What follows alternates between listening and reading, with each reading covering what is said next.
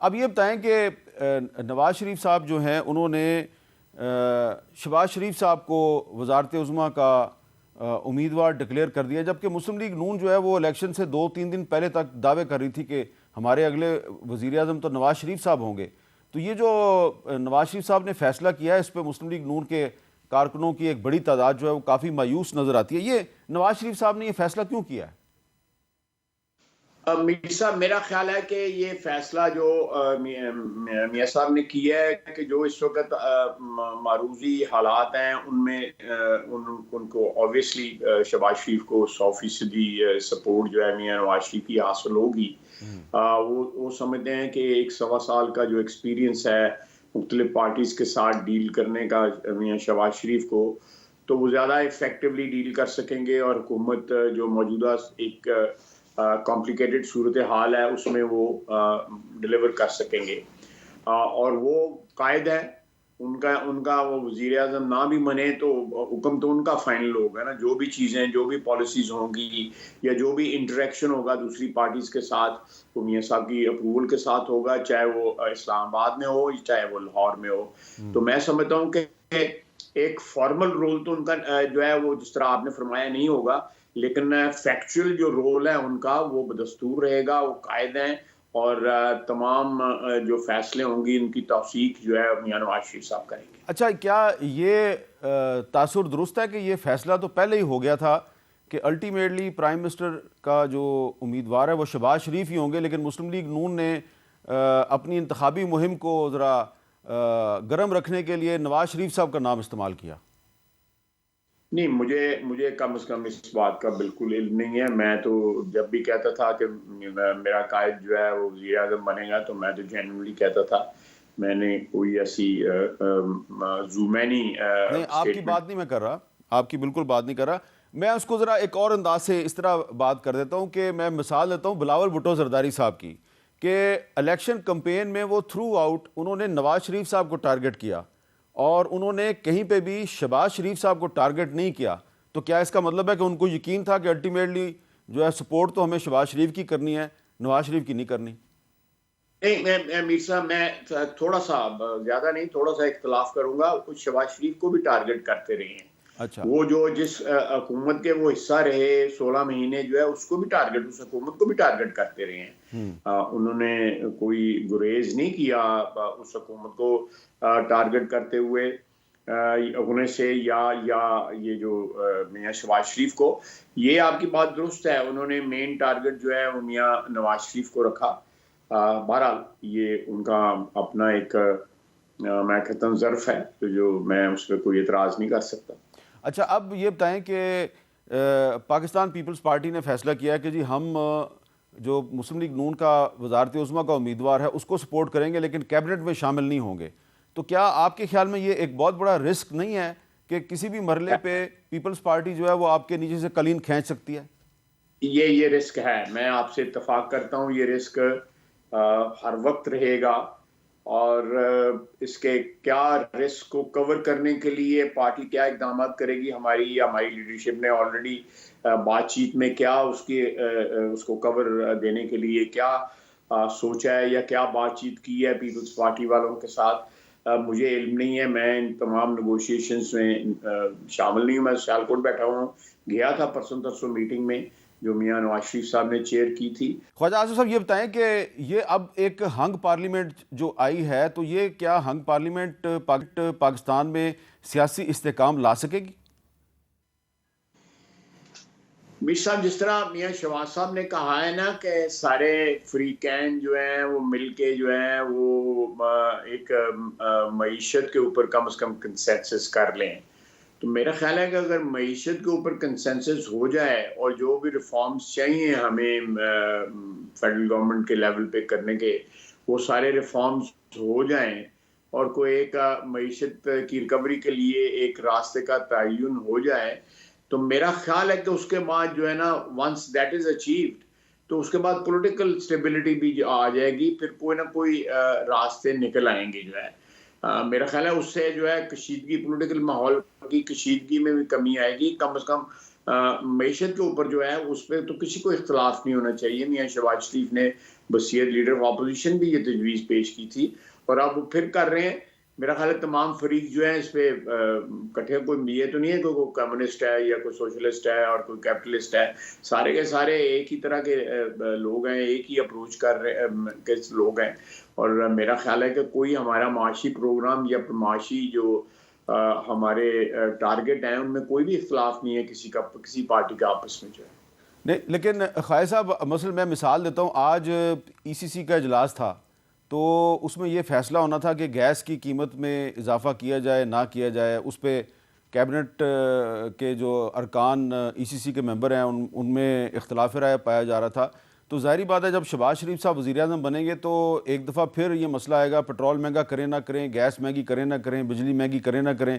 ظاہری بات ہے پھر جو پیپلز پارٹی ہے یا جو دوسری چھوٹی جماعتیں ہیں وہ تو نہیں چاہیں گی کہ اس کا بلیم لیں، تو یہ پھر کسی نہ کسی کو قربانی دینی پڑے گی.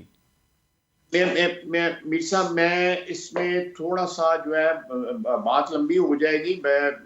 میرے پاس اس کا حل موجود ہے جو آپ بات کر رہے ہیں کہ ہمیں جو قیمتیں بڑھانے کا جو ڈیمانڈ آتی ہے، آئی ایم ایف سے ڈیمانڈ آتی ہے یا حالات کا جبر ہوتا ہے، اس کو ہم اوائڈ کر سکتے ہیں. ہمارے اندر جو ہے ٹیکسز میں یا ٹیکسز کی چوری میں یا بجلی کی چوری میں، گیس کی چوری میں، تیل کی چوری میں، اگر چوریاں تھوڑی سی کم ہو جائیں تو ہمارے پاس وسائل موجود ہیں.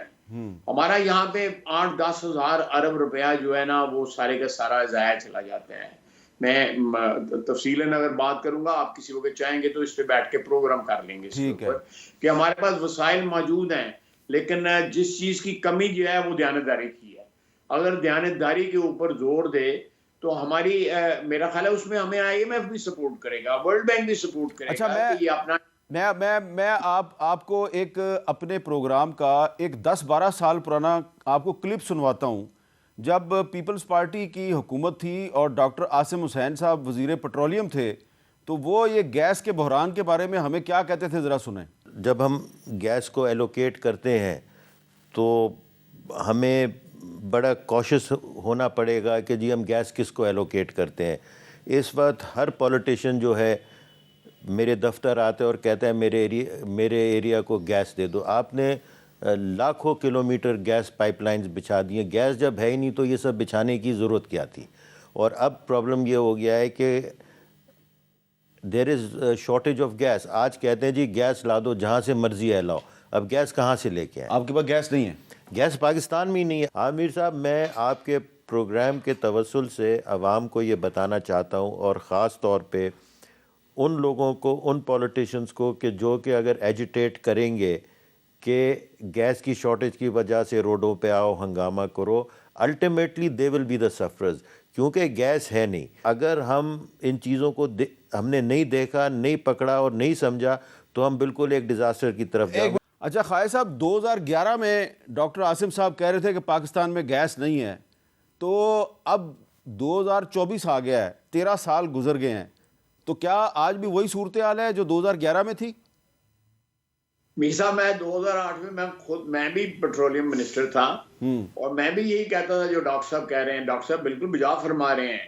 دیکھیں، پاکستان ایک میرا خیال ہے واحد دنیا میں ملک ہے جہاں پہ گیس جو ہے وہ پائپ کے ذریعے گھروں کو سپلائی کی جاتی ہے. امریکہ میں سلنڈر گیس ہے، یو اے ای میں سلنڈر گیس ہے، بڑی بڑی بلڈنگوں نے نیچے ٹینک بنائے ہوئے ہیں، وہ ٹینکر آتے ہیں، وہ گیس بھر جاتے ہیں اور وہ سپلائی ہوتی ہے. یہ جو پائپ گیس ہے، پائپ لائن بچھائی ہوئی ہے گیس سپلائی کرنے کے لیے، جس میں ہم پانی گرم کر کے نہاتے ہیں، روٹیاں پکاتے ہیں، سالن پکاتے ہیں، یہ کسی ملک میں نہیں ہے. یہ پاکستان میں سب سے بڑا جو پائپ لائن نیٹ ورک جو گیس سپلائی کا ہے وہ یہاں پہ ہے.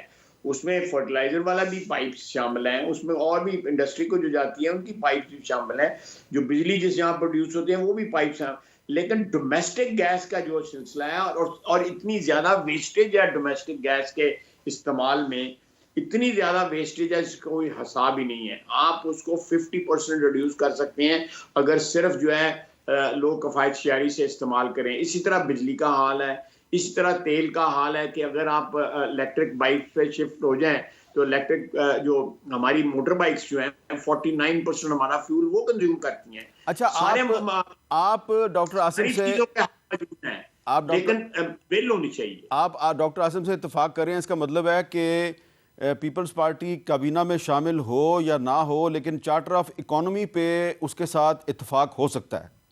بالکل ہو سکتا ہے, بالکل ہو سکتا ہے. ہم نے تو جب آفر کی تھی تو پی ٹی آئی کو آفر کی تھی, ہم نے مل کے آفر کی تھی. پیپلز پارٹی بھی ہمارے ساتھ تھی اور پاکستان مسلم لیگ نون بھی تھی اور JUI بھی تھی. ہم نے مل کے آفر کی تھی. پی ٹی آئی نے رسپانس نہیں دیا تھا, ریجیکٹ کر دیا تھا, ہاتھ جھٹک دیا تھا ہمارا. تو آپ کے خیال میں جو نئی حکومت آج بھی موقع ہے. دیکھیں میری بات سن جی, آپ کے شہر موجود ہیں جہاں پہ 87% بجلی چوری ہوتی ہے. 87% بجلی چوری دے شہر. میں گاؤں کی بات نہیں کر رہا, شہروں کی بات کر رہا ہوں. میں نام نہیں لینا چاہتا, اس میں سارے صوبے شامل ہیں, پنجاب بھی شامل ہے, اس میں نام نہیں لینا چاہتا. لیکن لوگ بل ہی نہیں دیتے. اب میں آپ کو آپ نے کبھی سوچا ہے یہ جو ونڈو اے سی ہے کہاں جاتے ہیں؟ یہ جو آپ کے SMS کے ذریعے میسج آتا ہے کہ جی آپ کے پاس ونڈو اے سی ہے تو بیچ دیں, یہ وہاں جا کے لگتے ہیں جہاں بجلی چوری ہوتی ہے. اچھا, اب میں وہ علاقے نہیں بتانا چاہتا, تسی عقل مند آدمی ہو, باقی سمجھ جاؤ کتنے جا کے لاتے ہیں. ٹھیک ہے, ٹھیک ہے. جی, اگر ان حالات میں آپ کو گیس پر مہنگی کرنی پڑے گی, آپ کو پیٹرول مہنگا کرنا پڑے گا, آپ کو بجلی مہنگی کرنی پڑے گی, چوری بند کر دو تو ساری چیزیں سستیاں ہو جاتی ہیں. آپ حساب لگائیں. ایک اور میں آپ کو بتاتا ہوں جی, ایک رپورٹ ہے اپسوس ایک آرگنائزیشن, کہتے ہیں 49,000 بلین, یہ 49,000 ارب جو ہے ہمارے ریٹیل سیکٹر کا جو ہے نا وہ سائز ہے. اگر وہ صحیح ٹیکس پے کریں تو تقریباً 3,000 ارب روپیہ وہ ٹیکس ان کو پے کرنا چاہیے. آپ ذرا گیس کریں گے کتنا ٹیکس پے کر دیں, چلے گیس کریں. ٹھیک ہے 20 ارب روپیہ. خواہ صاحب اس پہ مزید تفصیل سے بات کریں گے بعد میں اس پہ.